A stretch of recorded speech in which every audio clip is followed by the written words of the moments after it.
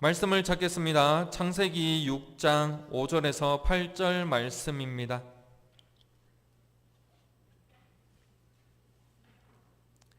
창세기 6장 5절에서 8절까지의 말씀입니다.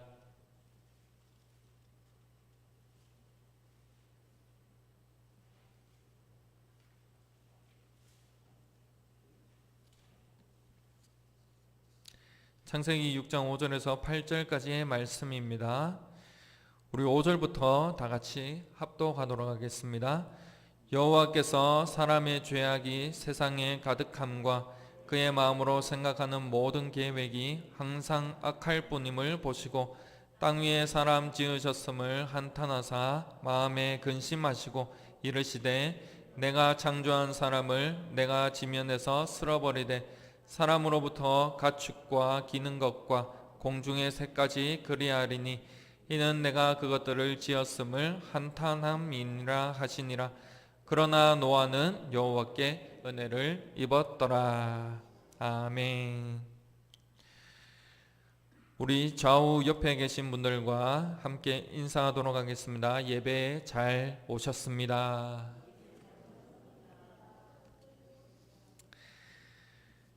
아멘. 오늘 본문 말씀을 통해서 몇 가지 은혜를 나누고자 합니다. 먼저 우리가 잘 알듯이 본문 말씀은 노아에 관한 말씀입니다. 그리고 그 배경은 본문에서 우리가 읽었듯이 하나님께서 보시기에 악할 뿐인 세상이었습니다. 5절 말씀이죠. 사람의 죄악이 세상에 가득했고 마음으로 생각하는 모든 계획이 항상 악했다라고 말씀합니다. 이 당시 세상이 과연 어떠했길래 성경 말씀에서 죄악이 가득하고 그리고 사람의 마음으로 생각하는 모든 계획이 악하다라고 표현을 한 것일까요? 그리고 우리가 잘 알듯이 오늘 본문 말씀 이후의 사건은 바로 노아 홍수 사건입니다. 얼마나 세상이 악했기에 하나님께서 홍수로 세상을 심판한 것일까요? 본문 말씀을 통해서 이 시대를 우리가 잘 분별하여서 노아와 같이 우리도 하나님께 은혜를 입어야 하지만 우리를 통하여 우리 가정과 교회와 직장 그리고 이 시대가 하나님께 은혜를 입게 되는 놀라운 역사들이 일어나기를 간절히 소망합니다. 노아 시대는 참으로 악하고 죄악이 가득한 그러한 시대였습니다. 얼마나 악한지 그 현실상을 확실하게 보여주는 말씀들이 있는데 두 가지만 살펴보고자 합니다. 그 중에 하나가 본문 앞에 있는 창세기 6장 4절 하반절 말씀입니다. 창세기 6장 4절 말씀에 이렇게 말씀합니다. 그들은 용사라 고대의 명성이 있는 사람들이었더라. 이 말씀이 노아 시대의 시대상을 반영하고 있는 것은 무엇일까요? 여기에서 용사라고 하는 단어는 우리가 영어로 히어로 혹은 마이티맨이라고 영어 성경에서 번역을 하고 있습니다. 지금 시대에는 대부분 히어로라고 하면 좋은 이미지를 떠올리기 마련입니다. 왜냐하면 히어로, 바로 우리가 영웅이라고 하는 이런 영웅에 관한 영화들이 이미지 메이킹을 긍정적으로 해왔기 때문이죠. 그러나 창세기 6장 4절 말씀에서 히어로라고 하는 이 단어는 긍정적이라고 하기보다는 부정적인 단어로 사용되고 있습니다. 그 예로 창세기 10장 8절과 9절에서 니므롯이라는 사람에 대해서 말씀하고 있는데 니므롯은 세상의 첫 용사다라고 하면서 그가 여호와 앞에서 용감한 사냥꾼이다라고 말씀합니다. 그리고 이어서 아문은 여호와 앞에서 니므롯같이 용감한 사냥꾼이다라는 속담이 있을 정도였다라고 말씀합니다. 근데 이 속담은 전혀 좋은 뜻이 아닙니다. 니므롯의 이름은 그 시대의 사회에서 악을 뜻하는 속담이 되었는데 마치 우리가 히틀러라는 이름만 들어도 그 사람의 악함과 잔인함을 생각하는 것과 같다라고 보면 될 것입니다. 마찬가지로 본문 창세기 6장 4절에서 용사라 그는 고대의 명성이 있는 사람들이었다라는 이 말씀 구절도 긍정적인 표현이 아니라 오히려 반대로 부정적인 뜻으로 힘세고 강하고 그리고 잔인한 전쟁을 하고 또 했던 그런 악한 뜻으로 이름을 떨치던 사람들을 뜻합니다. 노아 시대의 이런 사람들과 세상을 하나님께서 보셨습니다. 그리고 성경은 하나님께서 보심을 무엇이라고 표현합니까? 죄악이 세상에 가득하고 마음으로 생각하는 모든 계획이 항상 악하다. 노아가 살았던 시대는 하나님 보시기에 너무나도 악했습니다. 노아가 살았던 시대가 얼마나 악했는지 한 가지만 우리가 더 살펴보자면 베드로 후서에서 이렇게 말씀합니다. 옛 세상을 용서하지 아니하시고 오직 의를 전파하는 노아와 그 7 식구를 보존하시고 경건하지 아니한 자들의 세상에 홍수를 내리셨다라고 말씀합니다. 노아를 가리켜 의를 전파했다라고 말씀합니다. 여기에서 전파하다라는 단어는 선포하다라는 뜻과 또 전달하다라는 뜻이 담겨 있습니다. 노아는 하나님께서 이 땅을 멸하리라, 즉 하나님의 심판을 세상 사람들에게 선포하여 하나님의 뜻을 확실하게 전달했다라는 것입니다. 그러나 세상 사람들은 전혀 듣지 않았습니다. 누가복음 17장 27절에 이렇게 말씀합니다. 노아가 방주에 들어가던 날까지 사람들이 먹고 마시고 장가들고 시집가더니 홍수가 나서 그들을 다 멸망시켰으며,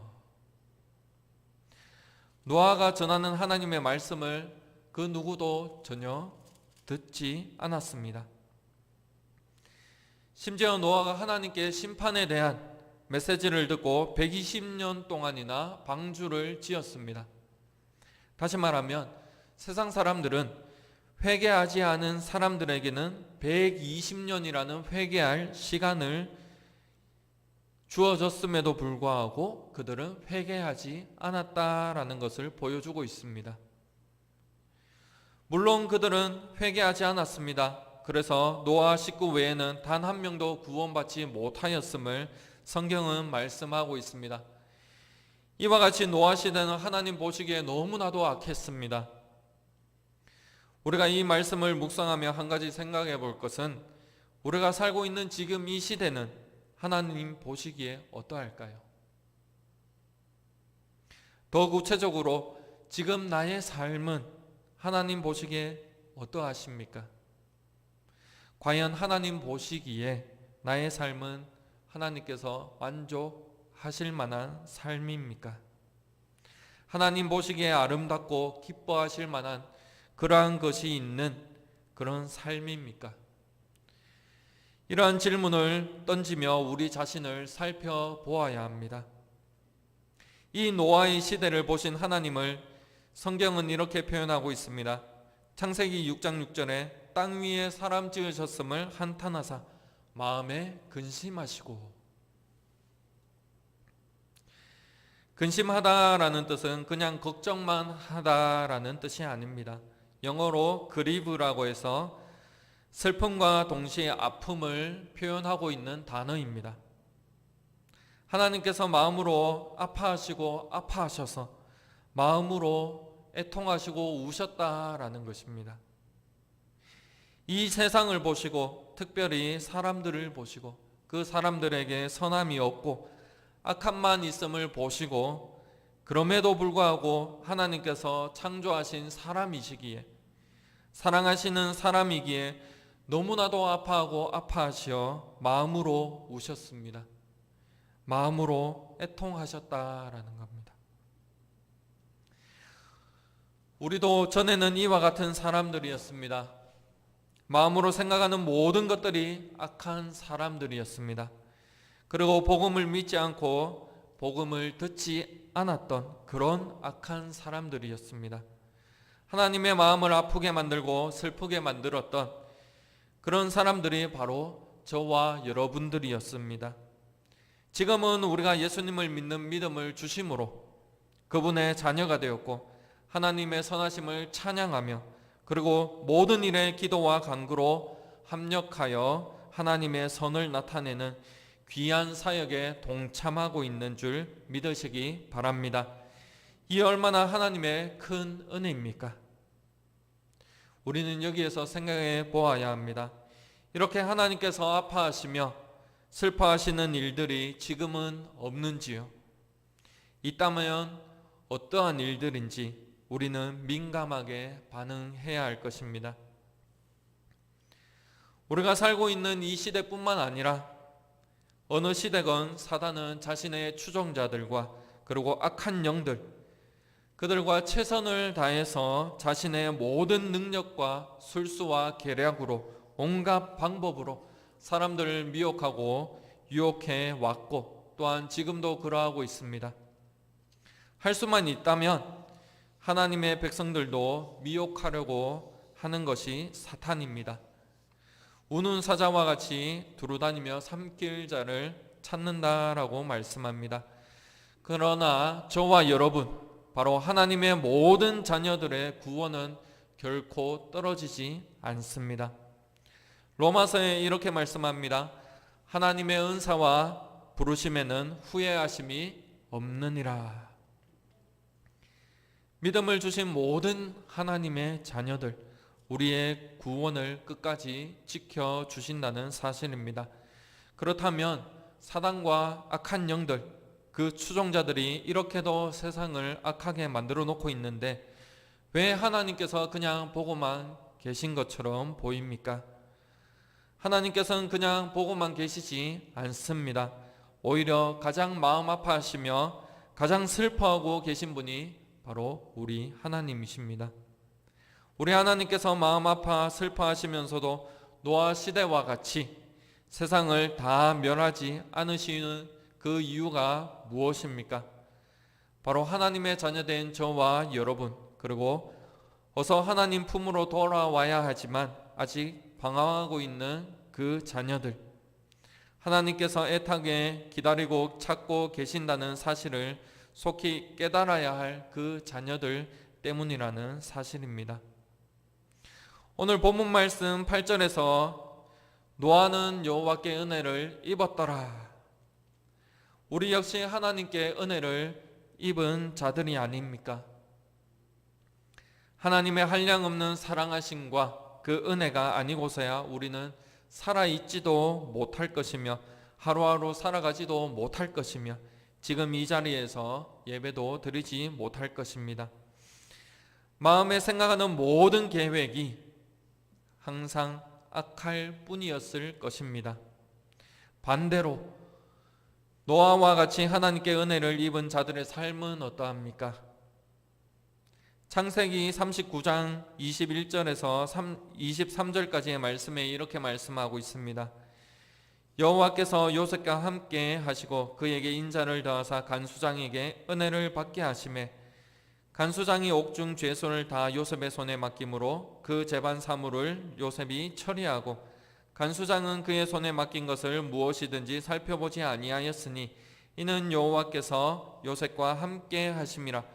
여호와께서 그를 범사에 형통하게 하셨더라. 아멘. 요셉은 하나님께 은혜를 입은 믿음의 사람이죠. 그의 삶을 우리가 잘 아실 것입니다. 형제들에게 미움을 샀고 또 17세의 나이에 노예가 되었습니다. 노예로 애굽 땅에 팔렸고 노예 생활을 하였습니다. 바로의 친위대장 보디발의 집에서 가정 총무가 되어서 잘 풀리는가 했더니 누명을 쓰게 됩니다. 그리고 이번에는 감옥에 갇히게 됩니다. 이러한 일이 요셉의 나이 30세가 되기 이전에 겪은 일들입니다. 그런데 이러한 요셉을 보고 성경은 이렇게 말씀합니다. 여호와께서 요셉과 함께 하시기 때문에 여호와께서 그를 범사에 형통하게 하셨더라. 그리고 그 결과로 은혜를 받게 하셨다라고 말씀합니다. 보디발에게 은혜를 입었고 간수장에게도 은혜를 받았다라고 말씀하고 있습니다. 은혜를 입은 요셉의 삶은 하나님께서 함께 하시는 삶이었습니다. 범사에 하나님의 뜻대로 이끌어 주시는 삶이었습니다. 그래서 하나님께서 결국에는 요셉을 애굽의 총리로 삼아 주십니다. 요셉이 하나님의 은혜를 이렇게 고백합니다. 창세기 45장 7절에 하나님이 큰 구원으로 당신들의 생명을 보존하고 당신들의 후손을 세상에 두시려고 나를 당신들보다 먼저 보내셨나니 그런즉 나를 이리로 보낸 이는 당신들이 아니라 하나님이다 라고 고백합니다. 믿음의 자녀들이라고 고난이 없습니까? 결코 그렇지 않습니다. 하지만 고난이나 역경을 대하는 태도와 마음가짐, 그리고 그 소망은 세상 사람들과 전혀 다르다는 사실입니다. 온갖 역경과 고난 속에서 참고 견디며 하나님의 소망을 바라보며 고백했던 요셉의 이 고백이 저와 여러분들의 고백이 되시기를 간절히 소망합니다. 이 모습이 바로 은혜를 입은 사람의 모습입니다. 하나님의 심판을 선포하며 120년 동안 방주를 만들며 하나님의 구원을 기다렸던 노아, 그리고 온갖 역경과 고난을 참고 견디며 기다리며 하나님과 동행하며 하나님의 뜻대로 이끌림 받았던 요셉, 이 두 믿음의 사람을 성경은 은혜를 입은 자다라고 말씀하고 있습니다. 우리의 모습은 어떠하십니까? 과연 은혜를 입은 자의 삶이십니까? 그렇다면 은혜를 입은 자로서 가정에서, 직장에서, 우리 삶의 터전에서 하나님의 은혜를 드러나며 살아가고 계십니까? 하나님의 은혜를 고백하며 삶에서 드러내시는 저와 여러분들 되시기를 간절히 소망합니다. 노아는 악한 세상에 살았습니다. 그 시대와 같이 지금 우리가 살고 있는 이 시대 또한 악합니다. 아니, 오히려 더 심할 수도 있습니다. 제가 보기엔 덜하지는 않은 것 같습니다. 우리 성도님들이 보시기에는 어떠하십니까? 뉴스를 보실 때마다 안타까운 사건들로 인해서 마음 아파하시지는 않으십니까? 부모가 갓난아기를 버리는 사건들, 아들이 부모를 해치는 사건들, 학생이 선생님을 폭행하는 사건들, 또 동성애, 불륜, 낙태, 살인, 이러한 수많은 사회적 이슈들, 이러한 사건들을 볼 때 우리가 살고 있는 시대를 악하지 않다라고 결코 말할 수 없을 것입니다. 이렇게 악한 시대에, 노아의 시대와 같은 이런 같은 시대에 우리가 지금 살아가고 있다는 사실입니다. 그렇다면 노아와 같이 은혜를 입은 자로서 우리는 살아가야 할 것입니다. 노아와 같이 하나님의 말씀을 선포하며 그들에게 하나님만이 구원의 기름을 전파해야 할 것입니다. 이것이 구원받은 자, 바로 은혜를 입은 자의 삶이 아니겠습니까? 에베소서 2장에 너희가 은혜로 구원을 얻었다라고 말씀합니다. 하나님의 그 크신 은혜가 아니고서야 우리는 구원을 얻을 수 없는 존재이기에 우리를 구원하신 하나님의 은혜를 항상 감사하시기 바랍니다.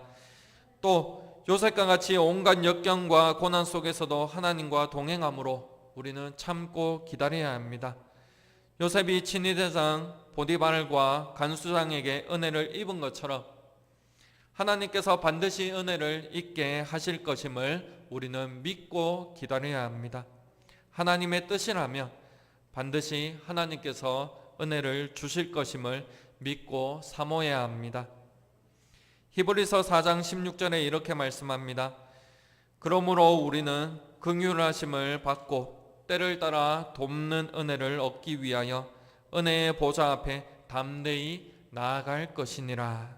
아멘. 이미 하나님의 자녀된 우리에게는 구원의 은혜가 주어졌습니다. 그러나 하루하루의 삶을 살아갈 때 하나님의 은혜가 항상 필요합니다.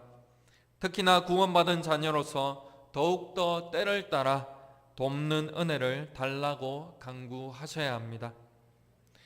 우리의 삶을 통해서 하나님의 은혜가 나타나려면 더욱더 그러하셔야 합니다.